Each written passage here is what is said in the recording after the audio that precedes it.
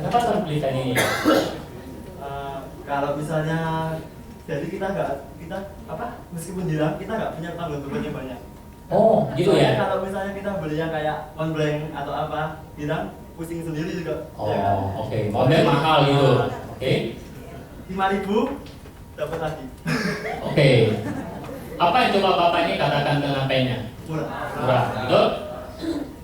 Hilang? Tidak? Menyesal. Oke. Oke Pak, kalau saya mau beli harganya berapa? 5.000. 5.000? Tadi berapa? 50 tadi berapa dolar? 4 dolar. 5.000 berapa dolar? 4 sen. $4 Perlu saya beli pen ini? Tidak. Perlu saya beli pen ini? Tapi karena bapak-bapak ini sudah maju, saya belilah ya pen ini, oke? Oke ya. Saya beli nggak apa-apa. Saya beli. Berapa tadi? Berapa dolar? 5.000 berapa dolar? Nggak sampai $1. Ini berapa dolar Pak? Ini berapa dolar? 1 juta. Ya udah bapak ya. Ini berapa dolar Pak? Ya udah bapak. Terima kasih Pak. Saya dulu.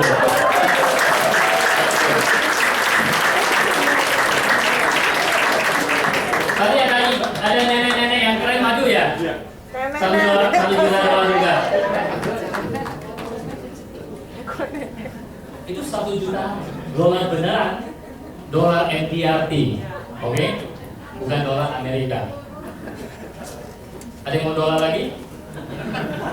Saya ini sangat jago apa namanya? Yang duplikat uang itu siapa namanya? Kanjeng ya. Itu dia apa namanya ya? Gandakan uang. Saya lebih bisa gandakan teman-teman. Ada puluhan juta di kantong saya. Dolar lagi, ya. Tapi dolar NTRT. Oke, kembali ke poin tadi. Apa yang teman-teman tangkap dari jual pennya nih? Yang satu mengatakan harganya murah, betul? Hilang atau tidak sayang? Apa kaitan yang mau saya katakan ke teman-teman adalah kadang-kadang kita jual asuransi dengan cara kita jual pen ini, teman-teman. Kita kadang-kadang jual sesuatu seperti kita menjual pen. Maksudnya apa? Ya. Di tahun 2014 saya penasaran dengan sebuah film, teman-teman. Film ini dapat Oscar, ya, nominasi Oscar. Film ini dapat Golden Globe, ya. Kira-kira filmnya bagus kan? Bagus ya. Yang main Leonardo DiCaprio lagi. Bagus kan? Kira-kira filmnya ya. Tapi saya nggak pengen nonton sebenarnya film ini. Kenapa? Karena film ini begitu mulai ngomongnya sudah nggak karuan, jorok, kasar, ya. Dan film ini isinya, maaf teman-teman, tidak senonoh. Oke, jadi saya penasaran ini film kenapa bisa dapat nominasi Oscar, bisa dapat Golden Globe, ya. Dengan amat terpaksa saya nonton film itu 2 jam, ya. Dan saya baru dapat kenapa film ini bagus 5 menit sebelum film itu selesai. Dia cerita tentang jual pen. Dia cerita tentang jual pen. Apa yang dimaksudkan teman-teman? Ketika kita jual sebuah pena, kita fokus pada penanya, betul? Kita bahkan tidak tanya orangnya, ibu butuh pena nggak? Seberapa sering ibu pakai pena? Setuju? Kita fokus pada ini bagus, ini luar biasa, murah lagi. Bukankah kadang-kadang kita selalu jualan seperti itu? Fokus pada produk kita, betul? Saya 5 tahun yang lalu teman-teman, kan 5 tahun yang lalu perut saya tidak seperti ini. Perut saya itu one pack dan bulat. 5 tahun yang lalu, oke? So saya bilang sama istri saya mau buat satu planning, saya mau pergi gym, saya mau fitness supaya perut saya 6 pack. Ya, istri saya sih gini. Ya. 5 tahun yang lalu, oke? 5 tahun kemudian itu masih dalam rencana.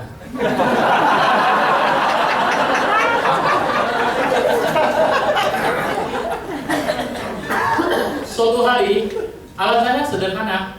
Kenapa? Waduh, saya pergi fitness, saya nggak punya sepatu. Saya nggak pernah beli sepatu olahraga, teman-teman. Saya tidak pernah punya sepatu olahraga. Ketika kita pergi sepatu, saya pakai sepatunya sepatu kerja kayak gini. Oke, karena terbiasa. So, suatu hari saya ngajak anak saya pergi belanja sepatu karena dia naik kelas, dia mau beli sepatu sekolah. So, saya bawa anak saya pergi belanja sepatu. sampai di toko sport station. Kalau kita masuk toko sepatu sport station ya, apa yang kira-kira si salesnya datang tanya kita apa? Apa yang mereka tanya? Pak, cari sepatu apa, betul? Dan kita jawabnya apa? Betul, saya lihat-lihat saja. Dan si salesnya langsung pergi. Karena kita jadi agent, kita juga seperti itu, teman-teman. Ya, beberapa kali saya seperti itu. Sampai satu kali saya ketemu dengan seorang penjual sepatu yang hebat banget. Ya, waktu itu sudah agak malam, jam 8 saya pulang kantor, buru-buru bawa anak saya pergi cari sepatu. Anak saya lihat sepatu, saya sambil lihat. Kemudian ada satu datang, dia tanya saya begini, Pak, cari sepatu apa? Dan saya tanya, oh, saya lihat aja. Ya, dia tidak pergi, dia masih berdiri di situ. Heran, kenapa dia berdiri di situ ya? Biasanya kalau saya ngomong itu orang langsung pergi. Kemudian dia tanya saya, Pak, kerjanya pulang malam juga ya? Baru datang jam segini, karena tokonya sudah mau tutup. Kemudian dalam hati saya tanya, ini orang kok tanya-tanya gitu ya? Ya udah, saya sambil sekedar jawab dia, teman-teman. Ya, jawab, gak tahu gimana ceritanya sampai kita ngobrol, oke? Sampai ngobrolnya sudah kayak agak enak kan, ya? Sambil cerita tentang kantor saya di mana, kerja saya gimana, mana ada waktu olahraga ya Pak kalau pulang malam gini seringnya. Betul, saya sebenarnya pengen di tahun lalu loh, jadi masih sek, ya. Sekarang masih uang telek gitu loh. Oh gitu ya Pak. Dan dia bilang, Pak sebenarnya kalau kayak Bapak begini, ada loh Pak cara olahraga yang bagus. Dan gimana caranya? Dia bilang, Pak, kalau Bapak pulang kantor malam, sebenarnya cukup 15 menit. Oh ya? Gimana? Bapak beli sepeda statis sambil nonton berita, Bapak naik 15 menit. Sadar, sepedanya sih ada di gudang, sudah berlaba-laba. Dia bilang, loh kenapa begitu? Saya bilang, karena saya nggak punya sepatu. Oh begitu alasannya, ya. Tahu nggak teman-teman, pulang dari situ, anak saya nggak jadi beli sepatu. Saya beli 3 pasang.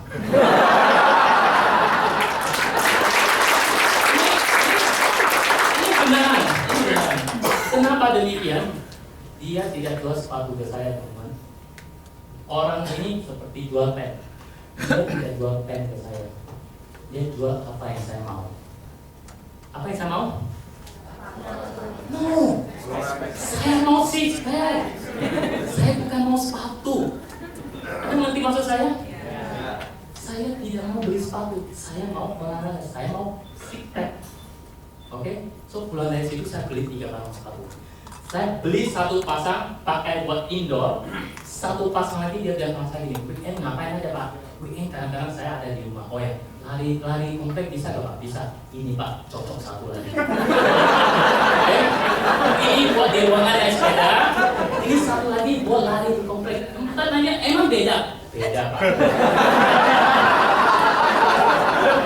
Tapi memang beda loh teman-teman. Memang beda, oke? Itu memang beda. Loh, terus 1 pasang lagi gimana? Dia tanya saya, Pak, kalau jalan-jalan pakai apa Pak? Pakai ini. Mana cocok Pak? Ya, Bapak harus punya sneaker. Apa itu sneaker? Ini loh Pak. 1 lagi. Saya pulang dari situ, saya beli 3 pasang sepatu. Oke? Apa yang dia jual ke saya? Dia bukan jual sepatu ke saya. Dia jual apa yang saya mau. Ngerti maksud saya teman-teman? Yep. Ya, saya ulangin lagi ya teman-teman. So ketika kita jual sesuatu barang, kita lihat ini bisa kasih nggak apa yang dia mau, ya? So kalau kita ketemu dengan seseorang, hello Mr. Perfect, ya, saya punya satu ide yang bagus sekali. Bla bla bla bla, semua cerita tentang kita dan produk kita, betul? Kita jarang sekali bertanya sebenarnya apa yang dia mau. Sorry yang belakang saya lupa terus, ya. Ini udah kedengaran? Kedengaran ya. Kita lupa menanyakan apa sebenarnya dia mau. Okay. Ada 3 level selling menurut saya. Level pertama adalah level yang paling rendah, itu adalah level jual produk. Pak, ini ada program asuransi. Bapak sudah punya asuransi belum?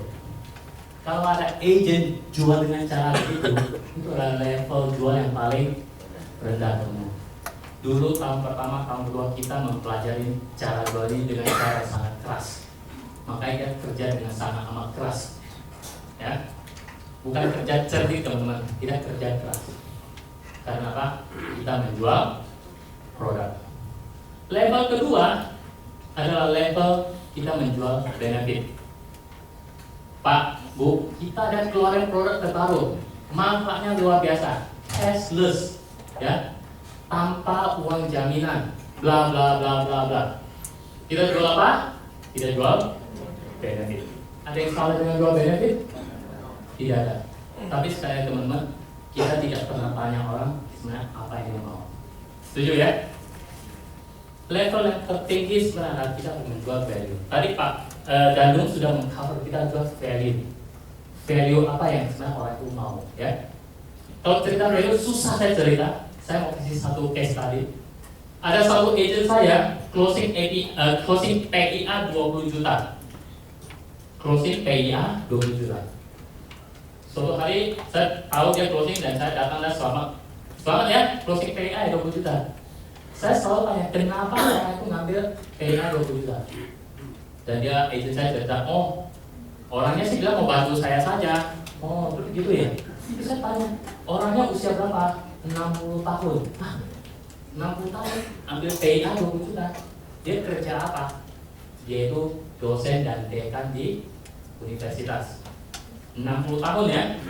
Terus saya tanya lagi, selain itu dia kerja apa? Dia juga dokter. Oke?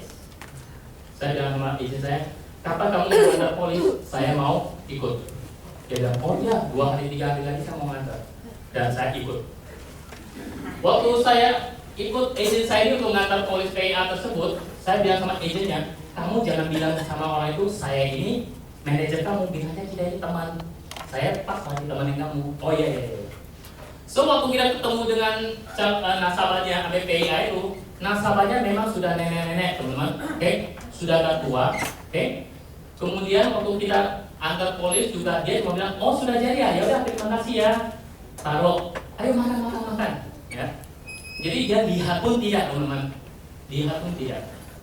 Kemudian saya mulai sedikit pendekatan. Saya tanya dia, oh ya, Bu Dokter, ya, selain ngajar di sini di mana saja. Mula-mula dokternya ini agak seperti tadi ya cerita, agak sombong, oke? Jawab seadanya aja. Kemudian kita mancing dia ngomong, sudah berapa lama dia ngajar, kenapa ya dia masih ngajar? Coba, dia mulai cerita teman-teman, 2 jam itu kita makan nasi saya nggak habis. Karena apa? Dia cerita gak mungkin saya sambil ngunyah, betul? Dia ini nasi saya, dia cerita. Dia mulai cerita anaknya di Hong Kong punya bisnis, dia cerita anaknya satu lagi di Bali juga punya hotel. Dalam hati orang ini sudah nggak perlu apa-apa lagi, setuju? Ya, sebenarnya apa yang dia perlukan ya? Saya lagi mau cari celah. Kemudian dia cerita lagi, dia tinggal di Menteng di Jakarta itu mungkin sama seperti di sini Darmo kali ya, betul ya? Dari yang paling elit di Jakarta, Menteng 1 meter persegi 100 juta. Oke, maaf nih buat toilet aja nggak cukup, oke? 100 juta. Oke, ya. Sambil tanya makin banyak dia ngomong, makin ciut nyali saya. Kenapa ciut nyali saya? Karena orang ini sebenarnya sudah tidak butuh apa-apa lagi. Setuju? Dan saya ingat satu pesan dari salah satu speaker yang pernah saya ikut. Salah satu speaker yang dulu saya pernah dengar di acara ini dia bilang gini, kalau kamu ketemu seseorang sudah hampir tidak tahu apa lagi ya dia, kenapa dia butuh alasan asuransi, tanya pertanyaan terakhir. Pertanyaan terakhir ini kamu harus tanyakan, oke? Dan saya tanyakan pertanyaan terakhir. Saya tanya begini, dok, ya, kayaknya hidup dokter ini sudah begitu luar biasa ya. Sebenarnya ada nggak sih yang masih dokter inginkan tapi belum capai? Ingat pertanyaan itu ya teman-teman ya. Ingat pertanyaan kalau kita ketemu dengan seseorang kelihatannya dia sudah punya segalanya. Oke? Tanya pertanyaan terakhir ini. Ya, kelihatannya sudah punya segalanya. Adakah hal yang diinginkan yang belum capai? Dan dokter juga gini. Dia serta dari gini. Oh ada. Ketika dia bilang ada, saya mulai dengarkan dengan baik. Apa yang dia mau ngomong? Dia bilang gini, Hadi, kamu agama apa? Karena saya Buddhis, sama dong dia. Ya, kamu tahu Bodh Gaya? Ada yang tahu Bodh Gaya di sini? Ada yang tahu Bodh Gaya? Buddha Gaya? Ada yang tahu? Oh tidak ada yang tahu ya? Bodh Gaya adalah nama satu daerah teman-teman di Tibet. di Nepal sana, Nepal. Oke, itu adalah tempat ziarah orang beragama Buddhis. Ya, ya saya tahu Bodh Gaya. Kenapa dok dengan Bodh Gaya? Itu kan ini. Di Bodh Gaya itu adalah tempat ziarah orang-orang agama Buddhis. Ya, dan di sana itu tiap tahun banyak sekali orang datang di sana berziarah dan tinggal. Dan tinggal itu di tempat-tempat yang dibangun oleh dermawan, dan tempat tinggal itu gratis. Ya, dari berbagai negara orang sudah bangun di sana, tapi dari Indonesia belum ada yang bangun. Dan saya tiba-tiba kayak ada lampu, oke, menyala-nyala. Ngerti maksudnya teman-teman? Oh, ini kok ini. Tapi masih ada satu pertanyaan. Dia kan banyak duit, betul nggak? Saya belum tahu. Dia punya banyak duit kok. Terus kenapa? Kata iya dok. Terus kenapa nggak bangun saja? Dia jawabnya gini. Dia bilang, iya, saya mau bangun, tapi saya tidak mau pakai uang keluarga. Kenapa? Karena saya dan suami saya beda keyakinan. Jadi uang keluarga saya tidak mau sentuh. Saya mau bangun sendiri. Dan saya tanya lagi, kalau gitu kenapa nggak bangun aja dok? Ya dia jawab, nah itulah dia. Kita lagi kumpulkan. Mudah-mudahan saya umurnya cukup panjang, biar saya bisa kumpulkan. Oke teman-teman? Dan saya balik badan dan saya bilang yes. Tahu nggak teman-teman kenapa saya bilang yes? Karena apa yang dia mau kita bisa kasih. Iya. Karena apa yang dia mau kita bisa kasih. Saya bilang sama saya bilang sama beliau, saya bilang dok, thank you hari ini sudah ketemu dengan dokter. Mengenai apa yang dokter mau itu, kita ada satu ide dok. Kalau dokter mau mendengarkan, saya boleh cerita ya. Kita punya satu ide, dokter mau bangun tempat itu, tapi kita nggak tahu usia kita cukup panjang nggak untuk kumpulkan dana untuk bisa bangun. Betul? Betul ya. Kalau syukur-syukur usia kita cukup panjang, kita bisa bangun, uangnya sudah terkumpul. Kalau tidak cukup panjang umur kita, kalau tempatnya itu tetap bisa bangun, menurut dokter ini ide yang bagus tidak? Dan tiba-tiba dia kayaknya ngerti apa yang saya ngomong, dan dia tanya, kamu mau bicara asuransi ya? Dan saya bilang dia nih, ada lagi hal lain selain asuransi yang bisa selesaikan masalah ini?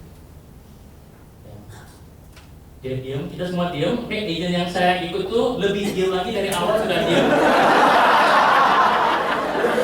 Dia nggak tahu ngerti apa kita ngomong. Okay?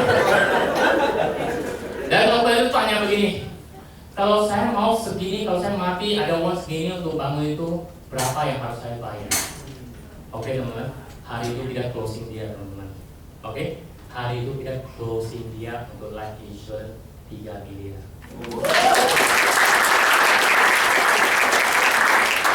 Bukan nilai yang besar teman-teman, oke? Tapi saya tidak menjual asuransi ke dia. Saya menjual apa? Value. Bukan asuransinya dia beli, dia membeli apa yang dia mau. Ngerti maksud saya teman-teman? Kita sebagai agent di awal karir kita fokus di jual produk. Tidak salah. Tapi ketika kita sudah mulai advance, kita harus mengerti bahwa produk hanyalah alat. Kalau kita ketemu dengan seseorang, produknya itu tolong taruh jauh-jauh dulu. Bicara sama orang ini. Sebenarnya apa yang orang ini inginkan, apa yang orang ini butuhkan. Setuju? Setuju ya? So saya pakai satu istilah yang sederhana aja. Stop selling mulai hari ini. Mulailah helping. Boleh? Bahasa sederhana ya. Stop selling. Start helping. Bagaimana kita bisa membantu dia mewujudkan apa yang mau. Ya, kok kata-katanya sangat filosofis ya. Ini bukan kata-kata dari saya teman-teman. Ini ada kata-kata dari Jack Ma. Jack Ma mengatakan, pikirkanlah mengenai bagaimana kita bisa membantu orang lain. Bikin nilai-nilai untuk mereka. Pada akhirnya uang akan datang pada kita. So kalau kita mikirin orang lain, gimana kita bisa wujudkan mimpi mereka, bantu mereka, pada akhirnya kita juga akan dapat uangnya kok. Oke teman-teman, masih ikutin? Masih ya? Ini copy aja nanti teman-teman, foto kejauhan ya. Nah, Dan saya punya satu formula teman-teman, saya punya satu formula yang saya sebut sebagai 100% formula, oke? Dulu waktu saya agent di kantor kita, dulu kami masih ikut yang namanya kantor True Victory. Di satu kantor itu ada satu orang lady ya, wanita hebat sekali. Setiap kali kalau kita dengar dia closing, selalu closing on the spot. Waktu saya masih agent. So ketika kita lihat wanita itu, kita lihat dia jalan tuh kakinya nggak sentuh tanah loh. Lumayan, setengah dewa. Kenapa demikian? Selalu closing on the spot. Seumur karir saya di Indonesia, saya tidak pernah closing on the spot, teman-teman. Tidak pernah. Oke? Bukan karena tidak mau.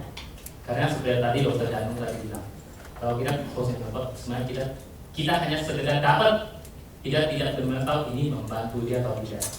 Oke? Mana mungkin ibu mau beli asal nih, tanda tangan sekarang, yes.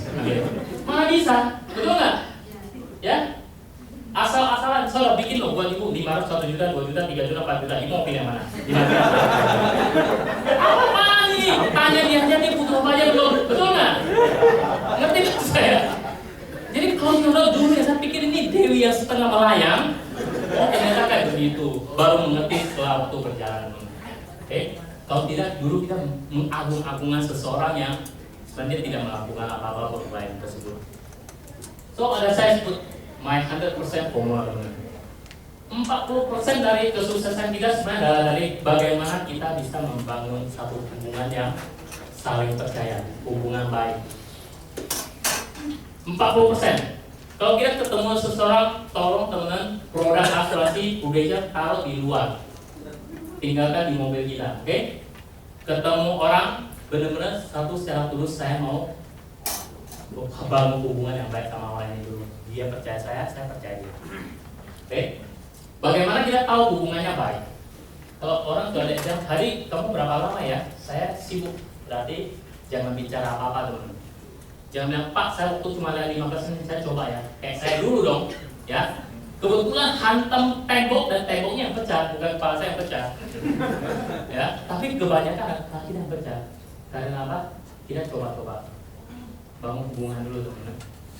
Hubungan itu lama gak ya? Kadang bisa sebentar, kadang bisa lama sekali. Saya pernah ketemu seseorang dan dia selalu bilang ini, minum lagi, ayo dimakan. Itu artinya apa? Dia mau ngobrol sama kita lebih lama. Ya, 40% bangun hubungan yang baik, bangun hubungan percaya.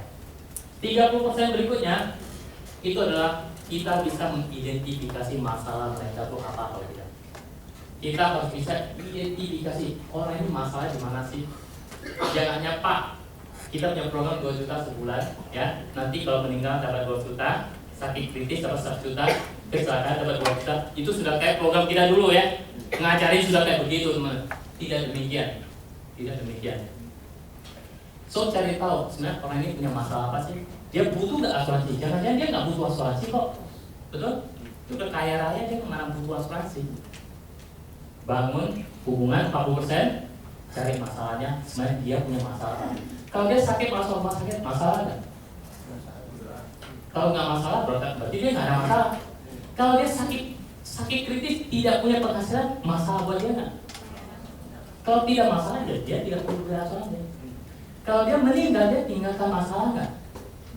Kalau dia tidak tinggalkan masalah, dia tidak butuh asuransi juga. Oke? Kita cari tahu, adakah masalah buat mereka? Nanti saya kasih satu contoh, boleh teman-teman ya? Kita jalan dulu ya. Kalau yang namanya cara, teman-teman, cara itu cuma 20%. Cara itu adalah solusi. Saya sebutnya lebih ke solusi ya. Solusi yang kita berikan itu cuma hanya berkontribusi 20%, teman-teman. 70% dari sebuah closing yang kita lakukan sebenarnya adalah orang yang cukup percaya kita bisa menyelesaikan masalah dia dan kita juga punya solusinya. Setuju ya? Oke? Setuju? Oke? 6-7 tahun terakhir ini kita selalu berpegang pada prinsip ini. Kita berpegang teguh pada prinsip ini. Dan 10% berikutnya itu cuma masalah closing, paperwork, medical dan sebagainya. Ya. Oke. Nah, saya dan istri saya dan tim saya sekarang ini saya juga mengajarkan tentang fokus bikin apa yang orang perlukan. Seperti yang Dokter Danu tadi.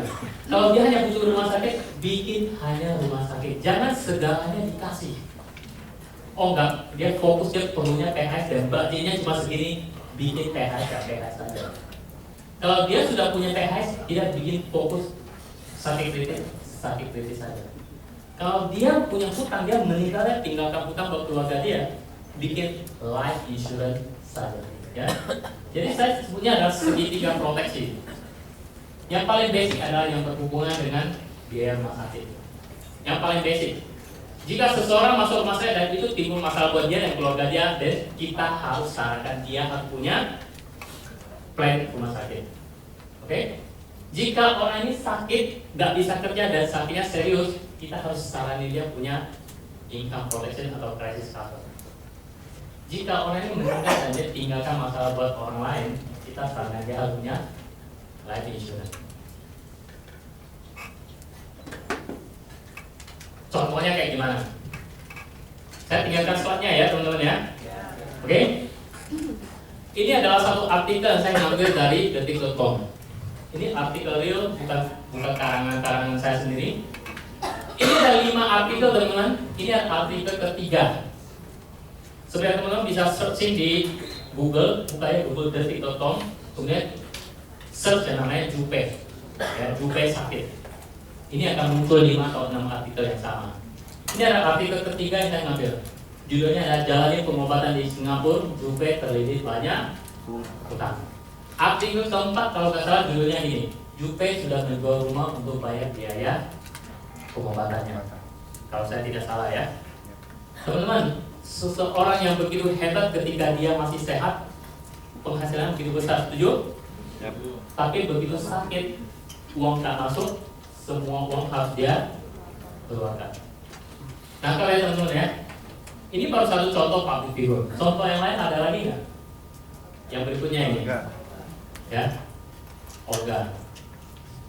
Nasabah saya, waktu dia punya masalah di kandungan, dia cek dengan dokter di Jakarta. Dokter bilang ini harus angkat rahimnya. Biayanya berapa? 50-an juta.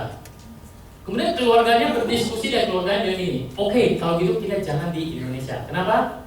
Indonesia agak sulit dipercaya. Kita bawa ke Singapura. Dan dia ikutin aja pergi ke Singapura. Pulang dari Singapura tagihannya 250 juta. Operasi angkat rahim. Nginap cuma 1 malam, nginap di kamar berdua, teman-teman. 250 juta. Oke? Yang ini nginap 10 bulan di ICU. Menurut teman-teman dia habis berapa banyak duit? Ya. Orang dekat yang dekat saya sama-sama artis mengatakan begini, orang tuanya sudah jual semua aset-aset mereka. Karena orang tua dia punya prinsip adalah dia hidup dapat duit dari sini, dia begitu sakit kita juga jangan sayang-sayang ya, sebisa kita lakukan kita lakukan. Kebetulan agent saya itu juga ada satu orang yang artis, ya, dan dia ceritakan banyak hal dan saya tahu bahwa artis itu begitu rentannya, dan itu sebenarnya ada kewajiban kita teman-teman datangi mereka dan ceritakan apa yang kita bisa bantu mereka sebelum penyakit datang lebih duluan. Oke? Ya. Anda kenal orang-orang ini? Ya. Kenal? Tahu. Kenal ya? Tahu. Tahu lah ya, tahu. Yang ini? Tahu? Tahu. Tahu ya? Ya. Yang ini? Tahu. Tahu juga ya? Bagaimana dengan yang ini? Kira-kira Ibu itu nggak kenal? Iya, Denada, betul ya? Ya. Kenal lagi dengan orang ini? Ya. Tahu ya? Oh, ya. Apa ciri-ciri orang ini? Mereka ini? Muda, setuju? Ya. Belum tua-tua banget, setuju ya? Energik? Ya. Apalagi? Suka olahraga? Ya. Betul? Karirnya sukses ketika mereka masih sehat. Tapi semuanya kena serangan jantung. Ya, nggak ada yang tahu ya. Kalian tahu? Nah, serangan jantung ini udah hampir mungkin 6 bulan atau setahun yang lalu. 1 tahun. Search di detik.com aja. 1 tahun. Hah? 1 tahun yang bejo. 1 tahun ya? Bedanya cuma yang 3 di atas itu sudah pergi menghadap. Yang 2 di bawah itu masih hidup. Oh. Teman-teman, kalau kita ada seorang agen yang profesional, kita harus duduk di tengah-tengah dan kita berpikir begini. Ini maaf ya, saya pakai contoh aja ya. Denada, cantik, seksi. Kayak gue nggak apa-apa ya. Yang sebelah sini bapak yang pakai kacamata. Prinsipalnya produser pil kita. Prinsipalnya ini adalah brand ambassador-nya, betul? Yap.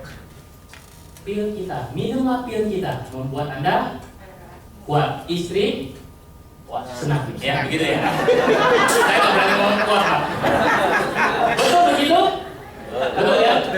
Besok pagi si pemilik prinsipal dari pil kita buka koran. Brand ambassador-nya kena serangan jantung. Karena pil kita. Coba kita berpikir secara logika kita, oke? Kalau saya adalah pemilik brand dari ini, obat ini, dan saya buka koran dan saya membaca brand ambassador saya kena serangan jantung. Terlepas dari apakah dia pasti nggak dia minum lah ya, betul? Dia cuma iklanin aja kan, suaminya minum ya. Kira-kira menurut teman-teman apa yang akan dilakukan oleh si prinsipal ini terhadap brand ambassador ini? Halo? Putus kontrak. Putus kontrak, setuju? Income-nya masih ada? Ya. Ada yang masih berani pakai ini lagi? Enggak. Income-nya loss, setuju? Selain income loss, uang harus Keluar. Itu sebenarnya adalah pekerjaan kita untuk bisa melindungi ini. Setuju nggak teman-teman? Setuju. Sebenarnya kita ada di tengah-tengah sini kok. Kita bisa melihat permasalahannya kan? Sehat menghasilkan uang. Ini ada bisnis mau pakai karena ini sehat. Tapi begitu ada masalah, selesai sudah urusan. Dan yang menjadi masalah adalah income-nya stop, expense-nya naik. Pekerjaan kita adalah antara dua itu teman-teman. That's why kalau kita bilang di luar sana nggak banyak prospek lagi, it's not true. Yang benar adalah kita harus melihat peluang itu, ya, bahwa ada masalah di situ. Nah, bagaimana kita mengkomunikasikan yang tidak ngerti dengan orangnya. Masih ikutin? Masih ya? Oke? Di tahun 2010 teman-teman, Pak Rudi Theo dan Pak Thomas tahun 2009 bangun agency entrepreneur. Kemudian berjalan waktu kita selalu menemukan kalau begitu ada nasabah klien sakit kritis yang keluar itu hanya 300 juta, 400 juta, 500 juta, which is begitu nasabah kena yang kritis dan uang itu keluar, uang itu tidak banyak membantu. Kenapa? Cepat sekali habis. Cepat sekali habis. Karena sakit kritis ya begitulah, banyak habisin duit. So kita berpikir apa yang bisa kita lakukan untuk bisa membantu nasabah agar mereka keluarin uang lebih efektif membantu mereka. Akhirnya kita menemukan satu konsep. Kalau kita di agensi kami, kita sebutnya adalah emergency fund. Ya, seperti apa emergency fund? Pada prinsipnya seperti yang teman-teman sudah ketahui. Kita bikin produk, ya, kita bungkus, kita kasih nama, ini namanya dana darurat, emergency fund, produk baru. Padahal produknya itu juga, oke? Itu aja. Karena dulu ketika kalau agent jualan, dia jualan 2 juta, dia kasih semua produk yang ada, sehingga kecil-kecil semua. Begitu kita keluar 2 juta, kita hanya fokus di penyakit kritis beberapa miliar, besar sekali, oke? Kita bilang emergency fund.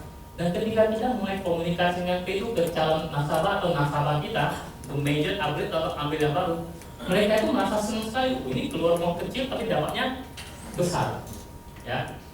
Dan waktu kita menemukan itu, kita AMA semua kita ngambil buat kita sendiri-sendiri. Saya buka sendiri, kemudian AMA buka. Salah satu teman kita namanya Ibu Hairia. Ibu Hairia ini AM, beliau juga ngambil.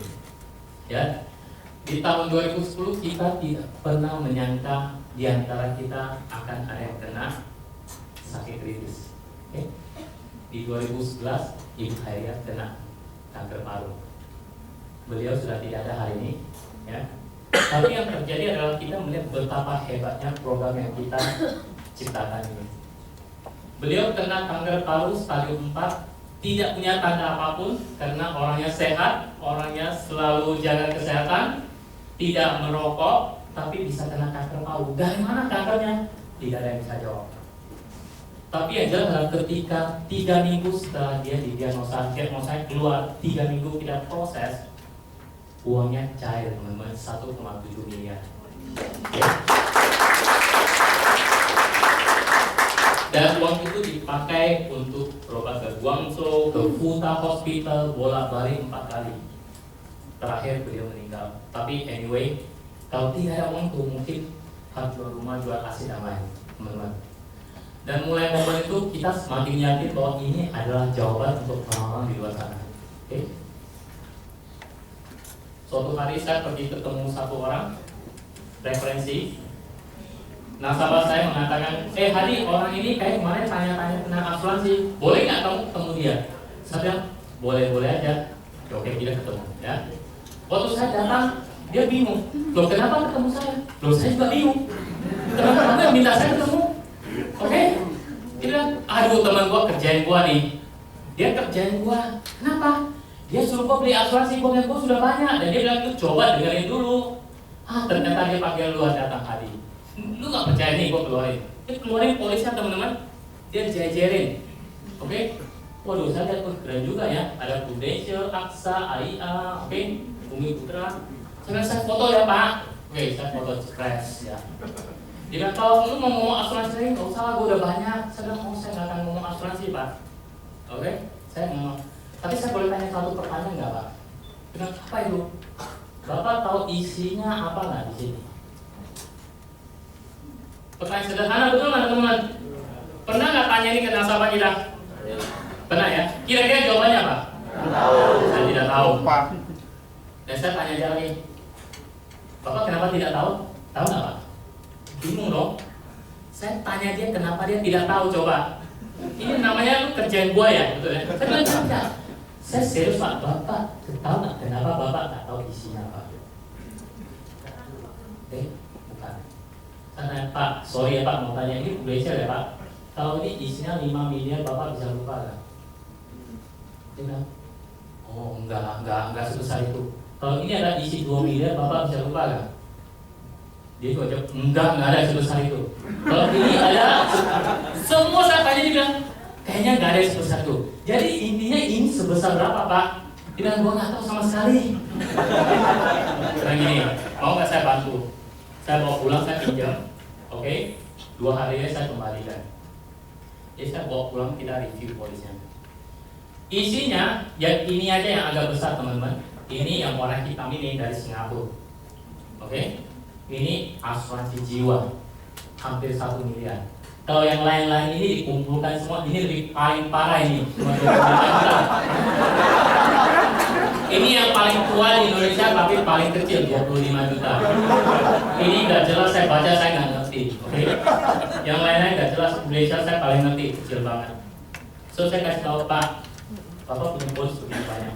Tapi kalau amit-amit Pak, sakit yang nggak parah, ya kena cancer langsung Bapak bilang gue mau klaim ini nggak sampai 500 juta semua. Masa dia bilang, masa ya, saya bilang ya itu faktanya. Saya kasih lihat satu-satu, oke? Jadi baru saat itulah si nasabah mulai mau lihat secara isinya apa. Saya kasih dia lihat. Kemudian dia diam dan dia tanya, jadi saya harus gimana? Haruskah saya tutup? Saya jangan ya. Gini aja Pak. Bagaimana kalau kita bikin satu plan lagi, ya, yang isinya 5 kali lipat dari yang ada ini. Itu saya harus bayar berapa? Oke? Saya nggak mau jawab dia harus bayar berapa. Saya bilang berapa nilai yang dibutuhkan? Berapa nilai yang Bapak butuhkan? Oke? Sebentar ya, saya lihat ada nggak ya? Oh ini dia. Oke? Usianya baru 28 tahun teman-teman. Kita bikin 8 miliar uang pertanggungan buat beliau. Kita bikin yang namanya emergency fund. 8 miliar. Kalau teman-teman lihat PAA 2 miliar, betul? Ya. CC 2 miliar, CCD 6 miliar. Bukankah ini program yang biasa sekali? Yang membuatnya tidak biasa cuma angkanya yang besar aja. Setuju kan? Saya tidak menjual polisnya, saya menjual berapa nilai yang dia butuhkan. Jadi waktu itu kita ada hitung-hitungan sedikit teman-teman. Kita ada hitung-hitungan sedikit. Dan bapak ini bilang gini, waduh preminya mahal sekali kan, preminya setahun 150 juta. Masih kalah jauh dengan ibu Arni, betul dia sebulan 150 juta ini setahun. Nasabah yang bilang ini mahal sekali. Kemudian saat pakai saya ingat apa yang saya ngomongnya. Oh saya ingat tekniknya Dokter Arifin. Dokter Arifin pernah sharing di sini? Pernah ya, Dokter Arifin. Waktu itu saya jadi ingat karena orang ini punya usaha, punya karyawan banyak. Saya bilang beliau, Pak, karyawan bapak total ada berapa? Dia bilang kalau dihitung gudang, pabrik ini itu total ada 300-400 orang. Okay. Kalau hari ini Pak, perusahaan bapak tambah 1 karyawan lagi, kira-kira bikin perusahaan bapak bangkrut nggak? Menurut teman-teman apa yang dia jawab? Tidak lah, ya. Tidak. Okay. Kalau gitu Pak, kita tambah 1 karyawan lagi gimana Pak? Dia punya tugas dan fungsi yang sangat spesial Pak. Bapak tiap bulan gaji dia. Oke? Tiap bulan gaji dia. Tapi tugas dia cuma satu. Dia harus menjaga si bos baik-baik aja. Jaga si bos baik-baik aja. Kalau terjadi apa-apa dengan si bos, karyawan inilah yang harus standby-kan dana untuk si bosnya. Oke? Untuk itu Bapak gaji dia tiap bulan. Oke ya? Kalau kita bicara apa yang orang ini ngerti, dia bisa nangkap, setuju? Ya, kita oke, terus harus bayar. Ya, saya bayar. Kalau nggak terjadi apa-apanya, ini Pak. Kalau Bapak bayar dia tiap bulan bayar, sampai suatu saat ternyata Bapak bayar aja, sehat-sehat aja, nggak terjadi apa-apa nih. Kira-kira karyawan ini masih diperlukan atau tidak? Tidak ya? Apa yang akan Bapak lakukan terhadap karyawan ini? Pecat ya? Maaf ya, karyawan, saya sudah nggak perlu kamu lagi. Hari ini saya pecat kamu, oke? Dan karyawannya bilang ke Bapak begini, oh gitu ya bos, terima kasih ya bos, sudah gaji saya selama ini. Sebagai ucapan terima kasih, semua gaji yang Bapak bayar dari saya dari awal sampai sekarang semuanya saya kembalikan. Orang bengong. Dia kembalikan semua. Bukan cuma dia kembalikan, bahkan dia bilang, oh ya bos, ini gaji saya terima, kemudian gaji ini saya bisniskan, ada sedikit cuannya juga saya kembalikan. Kalau ada karyawan kayak gini, Bapak mau gaji dia? Oke? Dia bilang apa? 150 juta ya? Ya sudahlah, proses saja.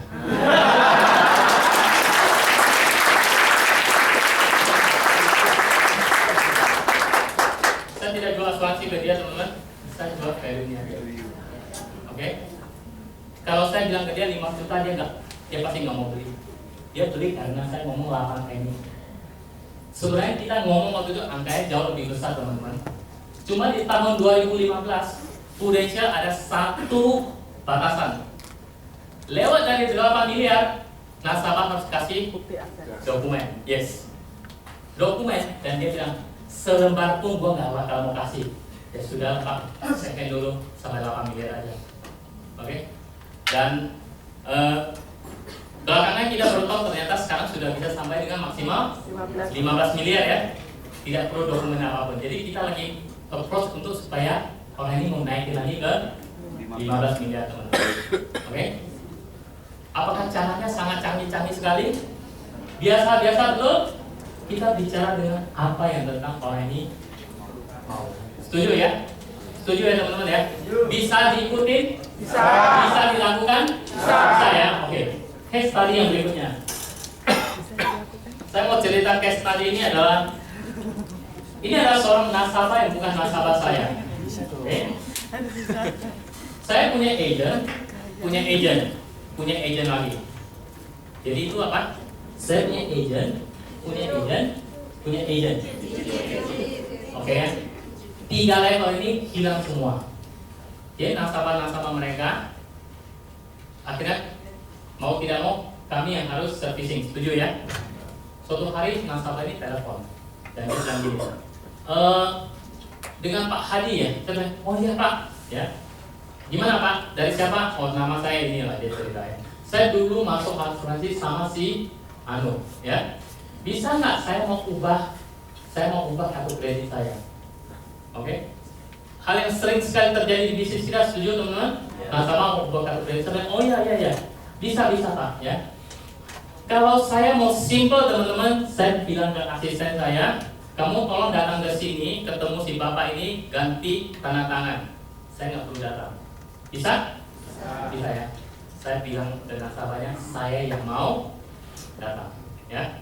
Dan saya mau tahu ketemu siapa nasabah ini. Kan dia buka 1 bulan 500.000 aja teman-teman, 500.000. So saya datang dan rumahnya di daerah Karawaci, dia punya toko. Begitu saya datang, kita terkaget-kaget teman-teman. Dia punya ruko itu 4 jadi 1. Jadi mungkin ruangan ini masih lebih lebar dari ruangan ini teman-teman, ya, cukup dalam. Dan ramainya minta ampun, oke? Dan saya melihat dia cuma ngambil 500.000. Jadi waktu saya datang ketemu dengan Pak, kenalin ya Pak, Hadi. Oh ya Hadi ya, sebentar. Oh dia sibuk sekali. 15 menit lagi, kemudian dia baru kembali. Oke? Jadi mana yang harus saya tanda tangan? Ini. Harus tanda tangan. Ya sudah. Saya nggak punya kesempatan untuk bangun hubungan. Oke? Jadi tidak usah buru-buru ya teman-teman ya. Saya bilang nanti ada waktu tidak datang lagi. Kita coba datang beberapa kali teman-teman. Setiap kali kalau datang dia pasti sibuk sekali. Ya. Kita berpikir gimana caranya ya kita bisa handle nasabah ini ya. Akhirnya kita temukan satu cara yang sering diajarkan. Setiap kali kalau lewat daerah itu mampir aja beli makanan kecil, ya, taruh aja, oke? Lama-lama jadi hubungannya jadi baik, ya. Lama-lama dia bilang ini, aduh gak enak setiap kali kamu datang selalu bawain makanan ya, gak usah repotin. Terus nggak apa-apa kok, ini sedikit ya. Kita mau beli makanan kecil itu paling 20.000 teman-teman. Dia mau beli 100 bungkus pun bisa. Oke, tapi karena tidak datang, tidak bawain. Sampai suatu hari dia bilang gini, Hadi, kalau mau datang mampir ke rumah aja, jangan di sini. Terlalu sibuk kita tidak bisa ngobrol, ya. Dan saya bilang, yes, itulah yang mau. Kapan? Oh iya, malam datangnya ya. Yes, saya tidak datang malam, tidak datang ke rumah dia. Nah dan di situ suasana sudah cair ya teman-teman ya. Dan itu prosesnya tidak dalam waktu seminggu 2 minggu ya. Itu beberapa bulan, mungkin ada 6 bulan kali kita bolak-balik ke situ. Dan kita juga ketemu istrinya juga ikut nimbrung ngobrol ya. Dan dari ngobrolan gitu dia bilang gini, kalau saya pikir asuransi itu sih yang penting ada saja lah. Dia berpikir kita lagi mau jualan ke dia, oke? Banyak nasabah yang berpikir begitu bukan teman-teman? Ya. Dan dia bilang lagi satu hal yang membuat saya jadi berpikir, wah ini luar biasa. Dia bilang gini, kalau gua sakit, ya mau bayar pun gua pun bisa bayar sendiri lah. Mau bayar besar pun saya pun masih bisa bayar sendiri, oke? Oh saya bilang, oh gitu ya. Karena kita tahu tokonya besar, rumahnya besar, dan duit pasti dia punya teman-teman, ya. Dan oke, saya lagi mau cari tahu apa masalah dia ya. Ingat tadi ada 40% bangun hubungan, betul? Kita sudah punya hubungan. 30%-nya apa? Banding. Finding the problem. Saya belum menemukan masalah dia apa, teman-teman. So kita terus ngobrol sampai satu titik istrinya ngomong sesuatu, kemudian tidak muncul bola lampu yang gede. Istrinya ngomong gini. Ini tidak sengaja istri yang ngomong. Saya bilang gini, aduh Pak Hadi, gila tiap hari kalau kita di toko you lihat kan. Kalau si Koko nggak ada, gue sih nggak sanggup lah menjalankan bisnisnya. Dia cuma ngomong gitu doang teman-teman, ya. Tapi buat kita ini informasi yang luar biasa sekali. Ya. Istri saya kan sama-sama cewek ya, terus tanya, oh gitu ya Cik, ngomong-ngomong bisnis Cici ini pakai bank nggak? Ngerti nggak teman-teman maksudnya pakai bank? Ngerti ya? Ada pakai modal bank nggak gitu? Istrinya pasti dong ya. Bisnis ini kalau modal nggak kuat nggak bisa, pasti kita kalah, pasti pakai. Oh gitu. Terus jaminannya apa sih? Oh ini dia bilang ya. Maksudnya rumahnya ya. Ini terus ruko, gudang, semua dia jaminkan. Oh gitu. Nah, saya dan istri saya itu kita sudah, kalau sudah ada tanda-tanda kita sudah saling mengerti, dia sudah tahu dia tanya apa gitu. Terus istri saya tanya, Ci, waktu tanda tangan di bank, Cici ikut tanda tangan nggak? Oh iyalah, saya istrinya ya, dengan bangga dia bilang gitu ya. Nah, saya menimpalinya. Saya bilang, tahu nggak kenapa bang suruh Cici tanda tangan? Tahu nggak kenapa bang suruh Cici ikut tanda tangan?